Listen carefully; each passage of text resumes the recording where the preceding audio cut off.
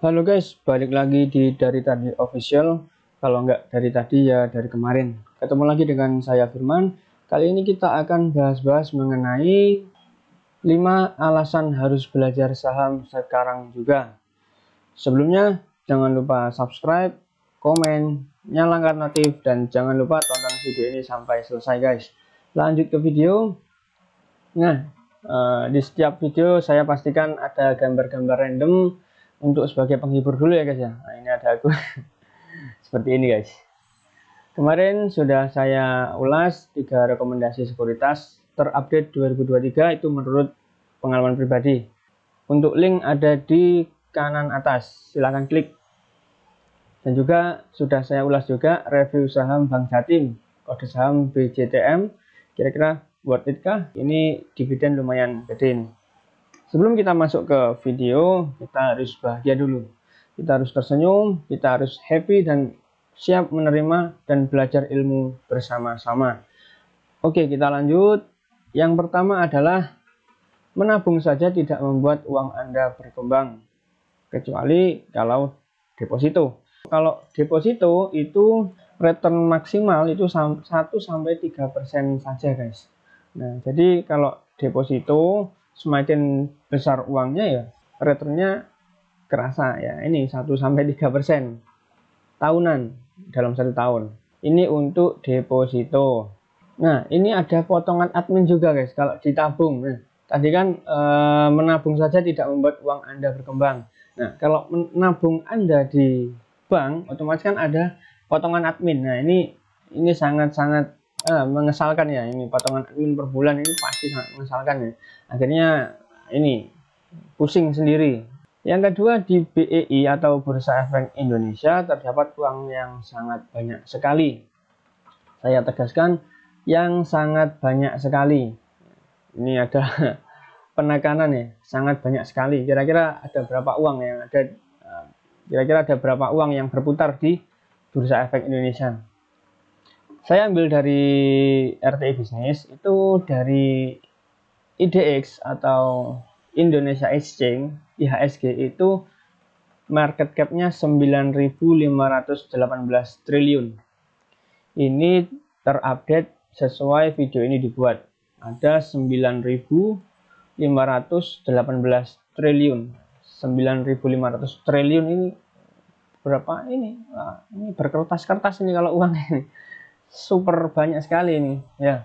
Yang ketiga ada namanya dividen dalam saham yang menguntungkan. Kira-kira apa itu dividen? Kemarin sudah saya bahas juga di video sebelumnya, bisa diklik link di sebelah kanan. Jadi dividen merupakan pembagian laba perusahaan kepada seluruh pemegang saham berdasarkan banyaknya jumlah saham yang dimiliki. Jadi semakin banyak saham yang dimiliki berarti dividennya juga semakin banyak dong. Soalnya sesuai jumlah saham atau lembar saham yang dimiliki.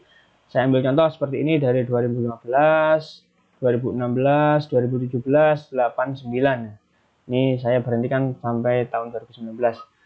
5, 6, 7, 8, 9. Ini kita dapat dividen terus. Dikali aja jumlah saham yang kita miliki berapa lembar. Nah, kan menguntungkan. Oke, kita lanjut. Yang keempat, momentum capital gain atau berkembangnya nilai saham perusahaan. Capital gain. Saya ambil contoh saham Bank Sentral Asia BCA dengan kode saham BBCA.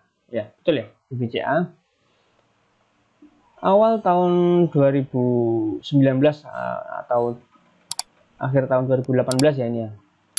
Itu sekitar tengah-tengah 4.000 dengan 5.000. Asumsilah 4.500 ya, tengah-tengah soalnya ini. Untuk 2022 sudah naik di angka 8.750. Nah, ini sesuai ini. 8.750. Dalam 5 tahun terakhir 92,52% kenaikannya. Ini adalah capital gain yang dimana nilai saham perusahaan beserta value perusahaan ikut berkembang guys. Nah, ikut berkembang. Ini 5 tahun terakhir.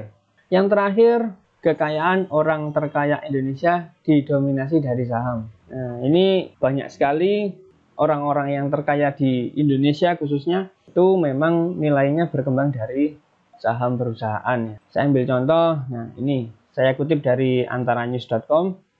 Siapa yang nggak kenal tokoh publik ini? Tentu pasti banyak yang tahu dan mungkin kenal semua deh. Mungkin kenal semua, ini adalah Pak Sandiaga Uno.